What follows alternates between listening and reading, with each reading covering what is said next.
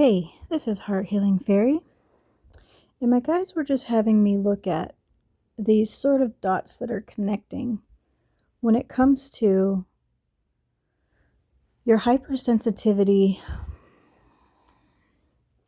the extremely empathic nature, and the link between the human psychology in this, which is all stemming from trauma that you've experienced throughout your life. There is a certain collective that chose to be on planet Earth right now that are operating through and out of a sort of, if you want to use the words, light worker, starseed type of energy. The truth seekers and then truth speakers. You have to live it and walk it, feel it to the core to understand it, and then explain it. These are the ones who have been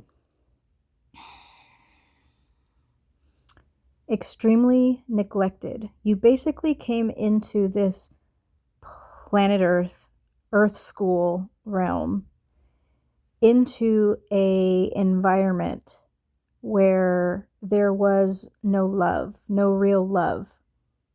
It was all very either extremely dark and toxic or extremely fake and performative.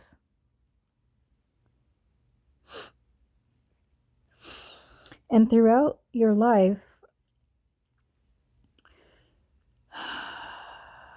when you are neglected as a child, when there was a lack of love and guidance and genuine truth and realness within your situation, you didn't experience that. And so you never felt emotionally safe, and it taught you to stuff all of your feelings down. And it can be very confusing when this happens for small children, because as they grow up into their adult years, they end up having a lot of different, just really conflicted internally. And what will happen is these ones are usually the ones who get treated in certain types of ways. They can be oftentimes the emotional dump bucket, sort of like a trauma dumping ground. Extremely dysfunctional, unintelligent, emotionally parents, okay? This creates so much trauma within the beingness, within your beingness. And so your hypersensitivity and the sort of empathic nature that you take on is a form of protection during these periods of time. And you then, this is why your hypersensitivity kicks on, because it's sort of like a survival mode mechanism where you have been absorbing the energy within the room. Like, you needed to be hyper aware of what was going on because your internal guidance was saying, this is not safe. This is not safe. And so we do develop these sort of coping protective mechanisms that we can carry far into our adult years. And a lot of people are not aware of this. So what my guides were sort of linking together with this whole concept was that the empath's awakening is what Carl Jung explained through all of his beautiful psychological work that he did with so many people. I like the way that he was able to sort of meld his study with human psychology, but then also within his own human incarnation. Those were his observations, but he also tapped into his own spiritual aspect within himself. So it gave such a much deeper, profound perspective and ways for us to understand these types of processes that happen. And so basically all the empath's awakening really is that these sort of abilities, they're not supernatural abilities. They're just, they're born out of trauma, is the truth. And what happens is that person goes through the awakening, hopefully, at some point, where they start to tap into their emotional world, and they realize that their emotional needs and maybe even physical needs, it can go very deep into how these things affect you for each one. But when you start tapping into your emotional world and you stop ignoring it and stuffing yourself aside just to for someone else, this is where the empath awakening takes place. But it's more that you just recognize that you haven't been tending to your own needs, and you didn't receive any life guidance or emotional support like throughout your whole life. There's such a lack of love and realness. And so that's what the empath's awakening reveals to someone. And then a huge shift takes place where they can take their power back, and there's a rediscovering of them being able to then use their voice to speak about these things. Because let's be real, I mean, you're born into what you're born into, and you don't know any better. How are you even supposed to know? You can't. You're just used to that because that's what you chose to incarnate and experience this lifetime, so that you could then experience the coming out of that energy. And it is a extreme shedding process, and it's very painful. It made me laugh when I've been sitting with this energy for a little bit. My guides I can always feel when my guides come in and just all this stuff starts running through, and it's like, really? You are so empathic and compassionate and loving towards people because you didn't experience that. And it's not actually a superpower. It's actually that you have PTSD, post-traumatic stress disorder, and you're healing from that. You're shedding that. And that's where it stems from. But you have so much energetic support. It is so strange too, because when I look back, I can remember conversations that I've had with my oldest sister. I'm one of 5 kids, and me and my oldest sister are very close. And she would talk to me about certain things about our family dynamic at certain points, and I didn't understand what she was talking about, because you put this sort of self-protective mode around you, and you're still seeing certain people in your family as their masks instead of actually seeing how their energy affected you through your life. And when those masks drop and the energy is revealed to you, and then all of the effects of that energy on your, like how it affected you, start being revealed, then the healing or shedding process takes place.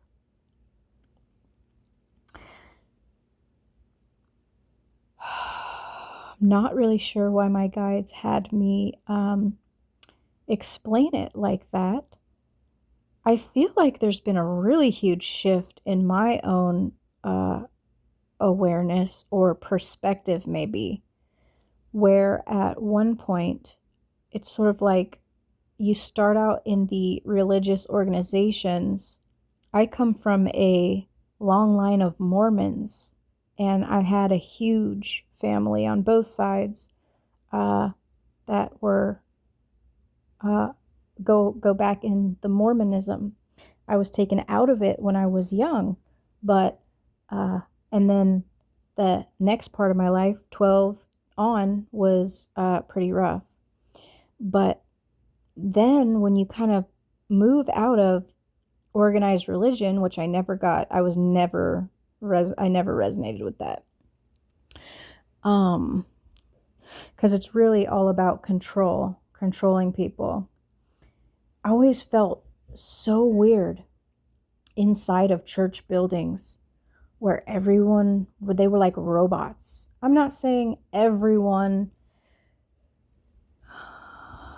is a robot, but it felt like that. Like observing it, I know there are many, many beautiful hearted people within organizations.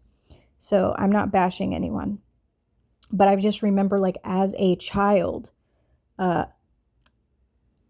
throughout my childhood and then through my teen years, like friends would take me to church and stuff like that. I visited almost every type of church. And I always felt very strange.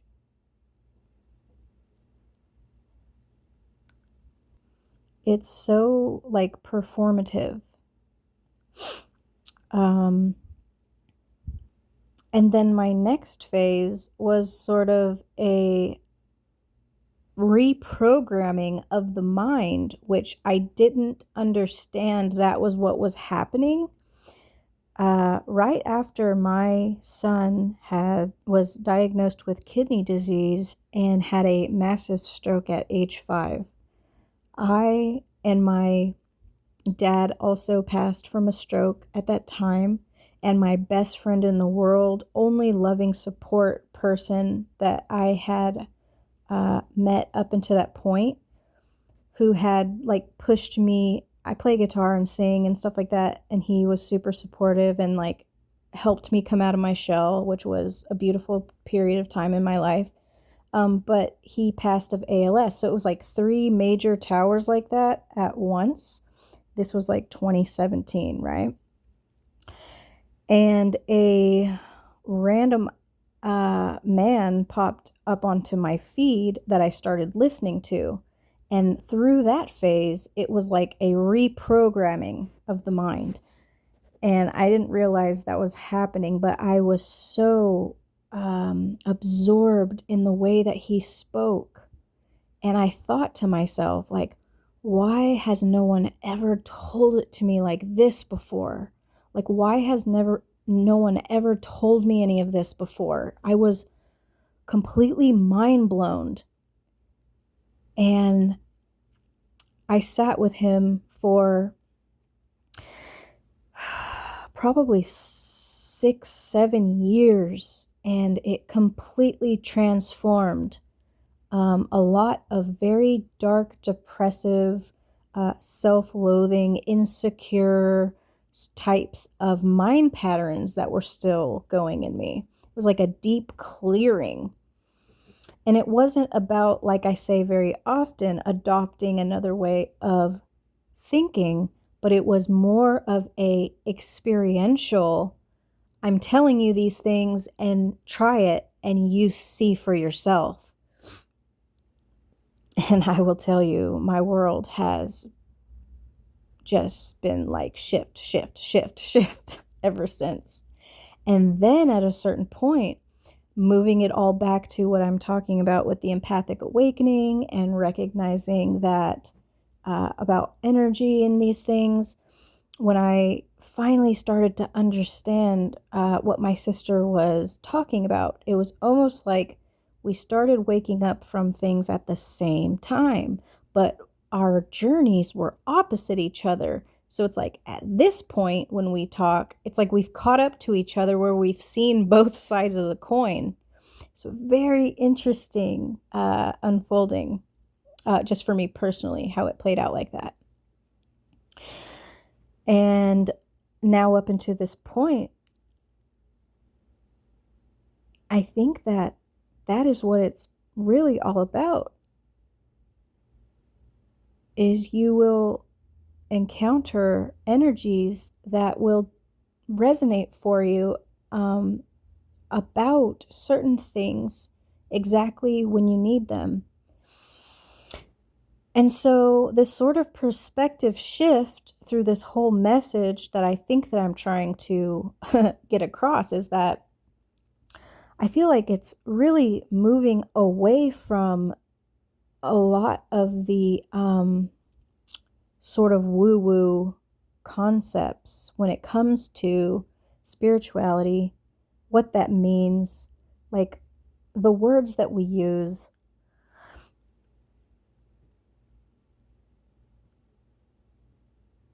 It's almost like there's just quote unquote levels of consciousness that you're moving through, and they are all dissipating. Like the way that you think you know something, but when you are in the energy of I don't know, and you are open and willing to continue learning and seeing concepts in different ways, it kind of takes that specialness away, which I think is very important. There are a lot of people who think that they have some sort of like spiritual ego, which is sort of like puts you above others, which is complete, you know, nobody's above or below anyone. You just, you're experiencing your energy as it is in every moment. And no one is higher or lower than anyone. You're just on different levels, quote unquote, of consciousness. That's it. Nobody's special. It's not a personal achievement.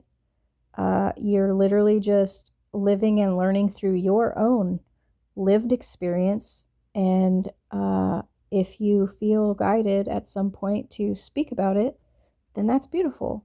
And if not, that's great too. You don't even have to, you know? So yeah, I'm not really sure why it all came out like that, but there it is. And I'm sending you so much love, and I will see you in the next one.